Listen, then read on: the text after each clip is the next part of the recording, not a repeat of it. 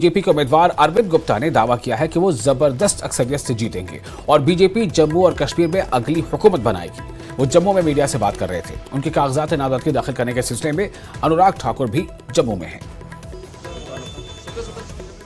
इस वक्त है अरविंद गुप्ता जो कि जम्मू वेस्ट से चुनाव लड़ रहे हैं कि आज आप नॉमिनेशन भर रहे हैं, क्या कहेंगे इस मौके पे? आज हम ने लोगों का प्यार और जन समूह देखा होगा। अब नॉमिनेशन फाइल करने जा रहा हूं थोड़ी देर में। हमारे बीच में अभी 5 मिनट में अनुराग ठाकुर जी भी आने वाले हैं। जो भाजपा एक ऐसी पार्टी है जो लोगों का प्यार और जन समूह आपको देखने को मिल रहा है। भाजपा ही एक ऐसी पार्टी है जो जम्मू कश्मीर के विकास का काम के लिए कार्य करती है। भाजपा ही एक ऐसी पार्टी है जिसने जम्मू कश्मीर का विकास किया है। पिछले 10 साल में आपने देखा होगा कि 2014 से लेकर 2024 तक अगर किसी व्यक्ति ने काम किया है और किसी संगठन ने काम किया है, वो भाजपा का कार्यकर्ता और भाजपा का नेता ही आपको ग्राउंड में नजर आया है।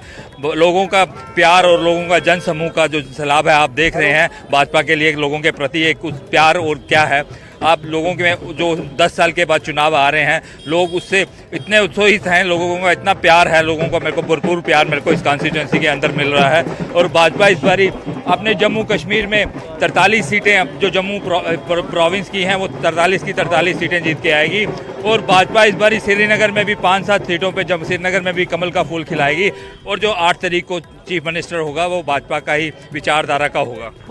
फूल बरस रहे हैं और चेहरों में मुस्कान है। क्या ये मुस्कान 8 अक्टूबर को भी रहेगी?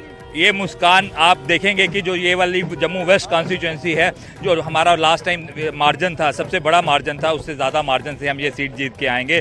लोगों का प्यार और जो लोग आज भी फूल बरसा रहे हैं, अरविंद गुप्ता एक सेवक के रूप में काम करेगा। लोग उसमें आने वाले टाइम पे भी उस पर फूल बरसाएंगे और लोगों के बीच में रह के कार्य करूँगा। मेरी जो प्राथमिकता है, मेरे जो लोग हैं, मेरे कॉन्स्टिट्यूंसी के लोग हैं, मैं कॉन्स्टिट्यूंसी के छोटे छोटे मुद्दे देख के भी और जो कॉन्स्टिट्यूंसी में हम क्या डेवलप कर सकते हैं बड़े इश्यूज़ पे, लोगों की म्यूचुअल हम कंसेंट बना के एक टीम बना के हम काम करेंगे। आप देखेंगे, आप दोबारा भी जब आएंगे तो ऐसा ही आपको माहौल। प्रायोरिटीज क्या, मैंने पहले भी पूछा था, प्रायोरिटीज क्या रहेंगी?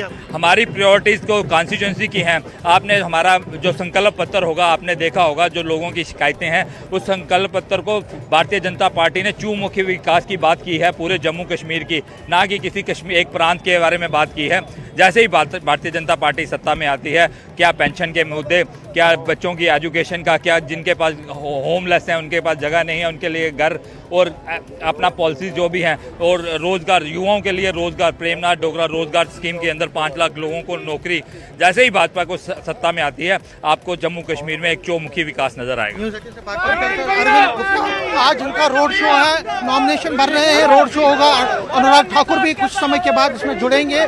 बिल्कुल कह रहे हैं कि हम जीतेंगे और बीजेपी जो है नई सरकार यहाँ पे बनाएगी।